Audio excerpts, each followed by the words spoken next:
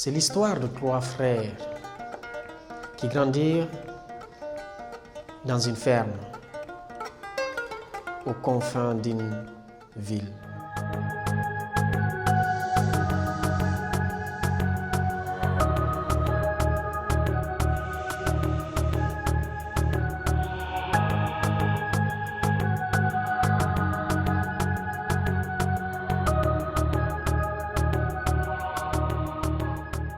C'est l'histoire de 3 frères qui grandirent dans une ferme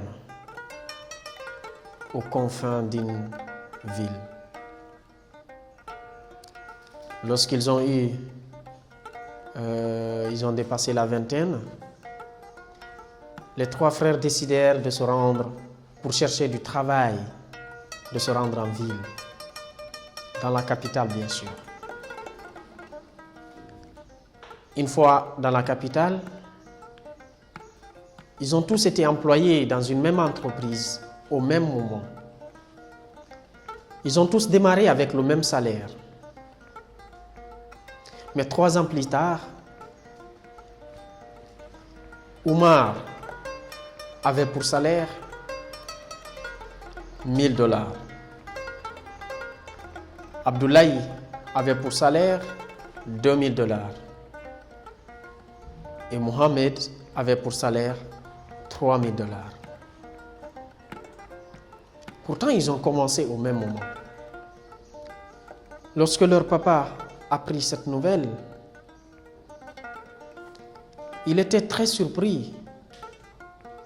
Et contre cette injustice, contre cet état de fait que lui il considérait comme étant une injustice,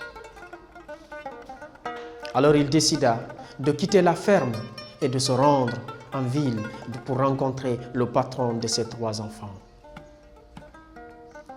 Arrivé dans l'entreprise, il demanda au patron: « Monsieur, je suis là pour vous dire que je suis contre cette injustice. Mes 3 enfants ont démarré au même moment dans ton entreprise. Je n'arrive pas à comprendre que tu payes l'un $1000, l'autre $2000 et le troisième à $3000. Qu'est-ce qui explique cela? Pourquoi voudrais-tu diviser mes enfants? Je ne les ai pas éduqués comme ça. » Alors,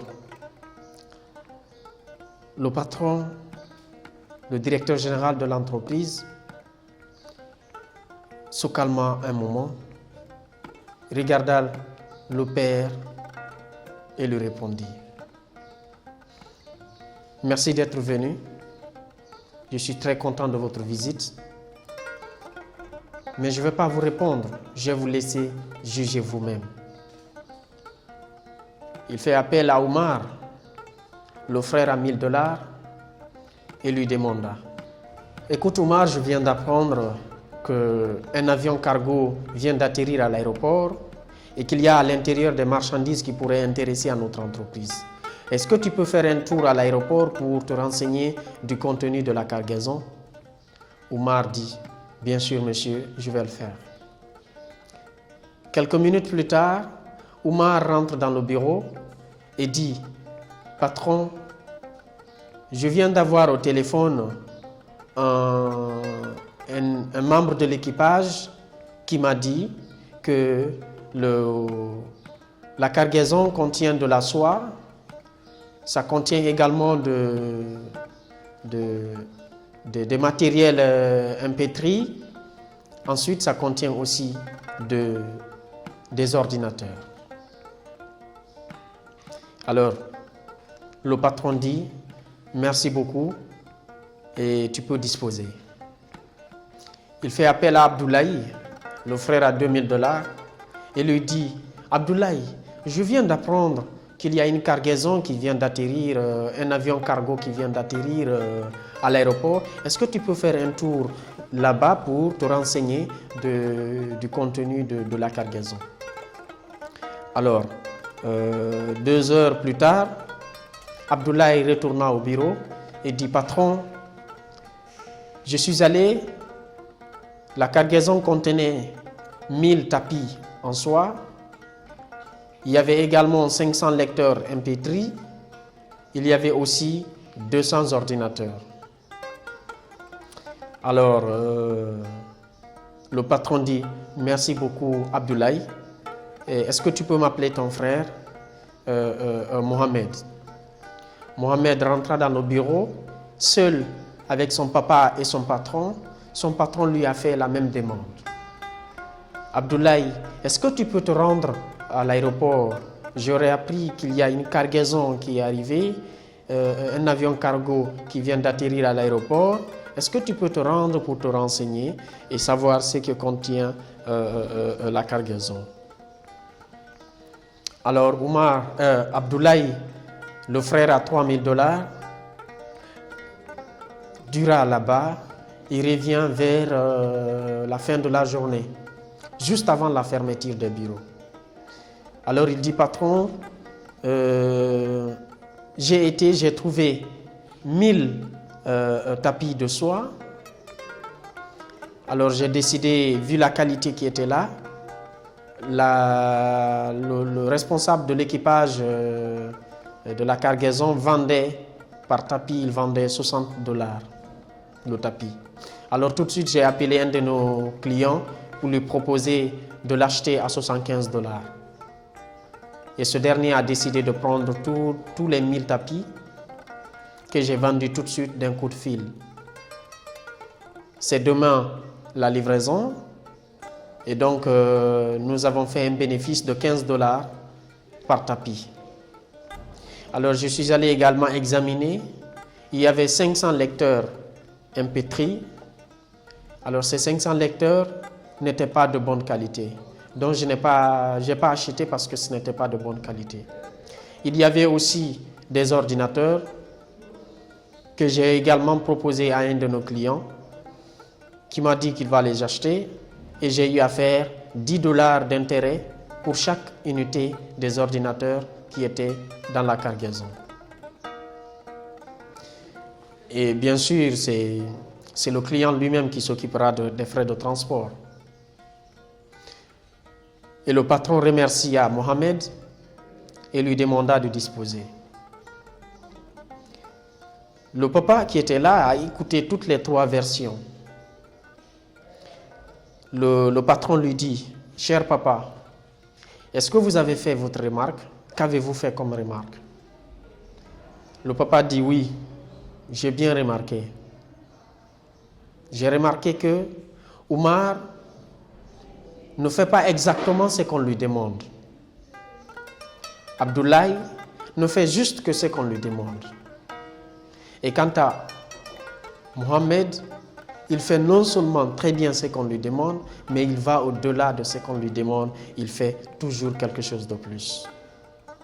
Je comprends pourquoi les 3 personnes n'ont pas les mêmes salaires dans votre entreprise. » Et le papa prenait congé du patron tout en lui remerciant de sa justesse et de sa capacité managériale. Qui êtes-vous réellement? Un Oumar, Zeddijar comme Abdoulaye ou bien Mohamed? En tant que manager, chef d'entreprise, est-ce que vous vous limitez juste à ce que vos clients vous demandent? Est-ce que parfois il vous arrive des moments de faire plus que ce qu'on vous demande, mais de le faire très bien? Vous savez, la plupart du temps, si vous vous rappelez parfois quand vous allez dans un restaurant, est-ce que vous êtes souvent satisfait des serveurs ou des serveuses qui retardent votre commande ou qui vous ignorent parfois même à votre table? Rappelez-vous de tous ces fonctionnaires qui vous font passer des heures et des heures ou des demi-journées dans la salle d'attente juste parce qu'ils sont en train de raconter de n'importe quoi avec leurs collègues dans leur bureau. Rappelez-vous de ce taximètre qui hausse ou qui augmente le volume de la radio de son taxi et qui refuse de le diminuer même si vous lui avez demandé. Juste en vous disant « Mais attends, si ça ne te plaît pas, tu peux descendre. » Rappelez-vous de toutes ces personnes qui ne se sentent pas à l'aise dans leur travail. Et vous savez, je pense sincèrement que la majorité des personnes sont amères au travail parce qu'elles n'aiment pas ce qu'elles font. Parce qu'elles n'aiment pas ce qu'elles font. Oui, parce que aimer ce que vous faites, aimer ton travail, c'est fondamental, même pour ton équilibre personnel. Vous imaginez, vous passez plus de temps au travail que du temps avec votre famille. Vous passez plus de temps au travail que du temps même à dormir. Vous passez plus de temps au travail que le temps de votre sport. Bref, la moitié de votre vie, vous le passez au travail. Imaginez que vous passez toute votre vie à faire un travail que vous n'aimez pas. Je vous assure que ce n'est pas une vie, mais plutôt une survie. Vous vous étonnez des résultats de votre entreprise concurrente. Vous vous étonnez des résultats de vos collaborateurs dans votre entreprise. Vous vous étonnez de l'ascension d'une personne qui vient d'arriver dans votre entreprise, qui est venue tout de suite et qui est en train de gravir les échelons de l'entreprise. Vous vous étonnez. Oui, vous vous étonnez que des États ou que des entreprises grandissent du jour au lendemain, grandissent et continuent à devenir toujours pérennes, survivent malgré toutes les épidémies, survivent malgré toutes les crises. Ne vous étonnez pas. Parce qu'en fait, dans la vie, vous êtes payé au prorata du service que vous rendez. Plus vous rendez service au monde, plus vous rendez service aux gens, plus vous êtes rémunéré, ou plus on vous accorde du respect. Et la plupart du temps, les gens veulent avoir plus sans être prêts à faire le plus qu'il faut. Vous devez être prêt à faire plus pour avoir le plus que vous désirez. Mais la plupart du temps, des employés demandent une augmentation de salaire juste parce que peut-être ils ont passé 5 ans dans l'entreprise. Ou peut-être ils s'offusquent parce qu'une autre personne a rejoint l'entreprise aujourd'hui et qu'un an après, cette personne les dépasse en termes de salaire et en termes de traitement ou d'avantages. Ne vous étonnez pas. On ne vous paye pas pour le temps que vous avez passé dans une entreprise. On vous paye pour la rentabilité que vous apportez à cette entreprise. Vous, en tant que chef d'entreprise, les clients n'achètent pas vos produits parce que vous êtes joli ou parce que vous appelez Amadou ou quelque chose comme ça. Les clients achètent vos produits parce que vous le faites bien. Ensuite, le service qui est derrière le produit, le service après-vente, le service qui accompagne ce produit, les clients achètent à cause de ça. Vous n'êtes pas le seul dans votre secteur d'activité. Si vous retardez les services, ou bien si vous êtes celui-là qui ne fait que ce qu'on lui demande, vous serez sur le marché et vous serez compétitif jusqu'au jour où une autre entreprise ou un autre fournisseur tentera l'expérience avec votre client et que le client se rendra compte que ce fournisseur, il est beaucoup plus à l'écoute, que ce fournisseur, il est beaucoup plus content, que ce fournisseur, il est enthousiaste avec son travail, que ce fournisseur, il est toujours là lorsqu'on lui demande. Et ce client sera prêt à traiter avec ce fournisseur beaucoup plus que vous. Encore une fois, qui êtes-vous? Vous voulez plus, offrez plus. Soyez là pour rendre service. Offrez plus qu'on vous demande et vous serez surpris de voir que le monde sera toujours là pour vous rendre la monnaie. Qui êtes-vous réellement? À partir d'aujourd'hui, je voudrais que tu te rappelles de cette histoire, de l'histoire de ces 3 frères qui ont été employés dans la même entreprise et que 3 ans plus tard, ces 3 frères n'obtenaient pas en réalité les mêmes traitements, les mêmes salaires. Je ne sais pas qu'est-ce que tu fais dans ta vie, mais tout ce que je sais, c'est que lorsque tu es prêt à faire plus, lorsque tu es prêt à te donner corps et âme pour ton travail, à faire plus que ce qu'on te demande, à être là lorsque les gens ont besoin de toi et à être là à rendre service à tes clients, je suis certain que tu seras toujours celui-là qui va fidéliser ses clients. Qui es-tu? Il n'est jamais tard. Tu peux changer. Tu peux changer cette perception des choses. Tu peux aller au-delà de ce qu'on te demande. Tu peux aller au-delà de ce que tu crois être possible. Parce que c'est toujours possible. Il y a en toi un potentiel que tu peux utiliser et faire révéler. Sois un Mohamed. Sois un modèle. Sois une personne comme Mohamed. Si tu ne l'es pas, tu peux le devenir. À partir d'aujourd'hui, rappelle-toi toujours de cette histoire, de cette belle et inspirante histoire. Sois un Mohamed. Sois prêt à faire toujours plus.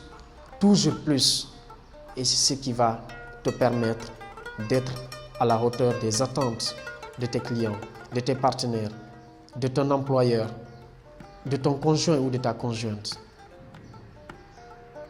Tu veux plus d'amour?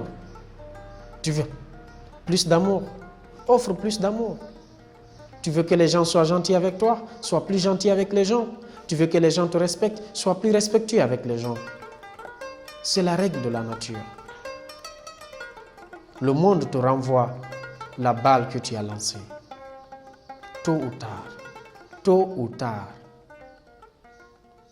sois un Mohamed. Merci et à très bientôt.